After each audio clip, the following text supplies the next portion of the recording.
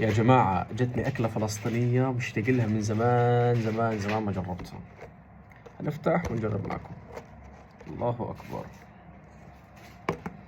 شوفوا معايا.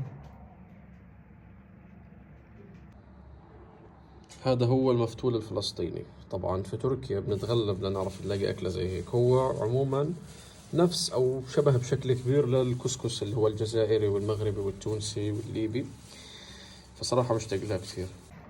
هنجرب ونسمي بالله. بسم الله.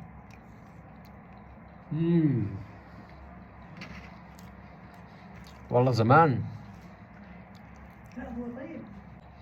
حنحط شوية من اليخنة تبعته هادي. نعمل هيك رز مع الدجاج، الرز المفتول مع الدجاج. يا لهوي على الجمال. بالعادة بنحط اليخنة معه بتكون بصل وبندورة وحركات. هم جايبين بصل بس انه الأكلة كتير مرتبة. أكاد من فرط الجمال أذوبه. صراحة مشتاق لها من زمان.